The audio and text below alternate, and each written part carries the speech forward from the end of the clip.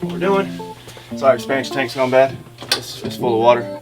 It's just adding nothing but weight to the water line at this point. Water pressure is good, so it's probably just gone old. Just gone bad from being old.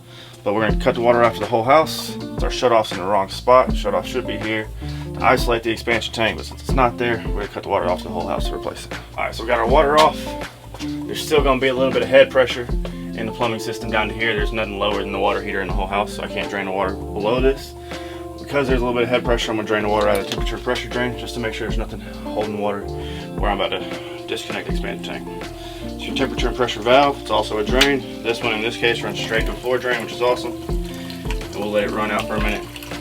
That way we don't make a mess. A little bit of the blue monster pipe dope. Take our new expansion tank out. We're just gonna prep it up. All right. We're gonna put our Teflon on in the same direction that you would tighten a fitting on it. We'll add a little bit of thread sealant, or as I like to call pipe dope. Do a nice even coating of this. Make it look real pretty. In this scenario, I like the support for the expansion tank. No need for me to go ahead and cut it off. I'm just gonna do is unthread it, thread it in a new fitting. So we'll leave it. We'll go real slow on it. So this thing's full of water, it's gonna have some kickback.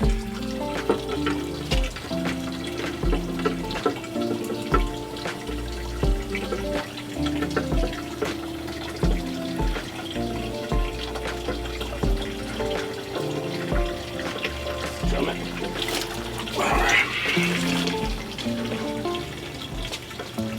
We're just gonna put it right in. Go real slow at first so I don't strip it out. Once we catch, thread it right in. Stop the drain. That way I don't have to fill it. Take too much time to fill the system back up. Put it up on there.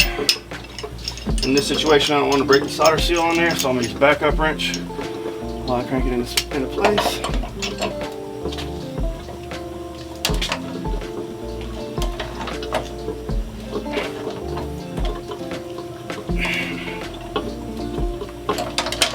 Voila. New expansion tank. Now we can turn the water back on. We're back on to the house. Just do it kind of slow at first, just to make sure nothing over here is leaking. Going over here. It sounds like we might still be kind of draining. It means our spring on our TMP is acting up. Make sure that's back in this hole. Alright, so we'll get the water turned fully back on. We don't forget to do that. Triple check for leaks. Yeah, AC condensating in the same drain. Go ahead and wipe our joint down real good, make sure it's nice and pretty. No leaks coming from there. Everything's good.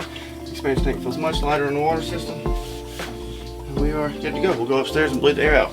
We had to turn the whole house water system off and drain everything down. When we turn the water back on, it fills up with air. We compress all that air, and it's going to do this. It's going to spit at us for a little bit. Some systems are worse than others. Want to make sure we get all that compressed air bled out.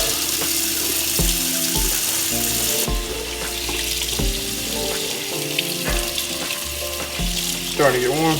Maybe a little bit more air that comes out, but for the most part it's done. It's good and hot. Cool. Good to go.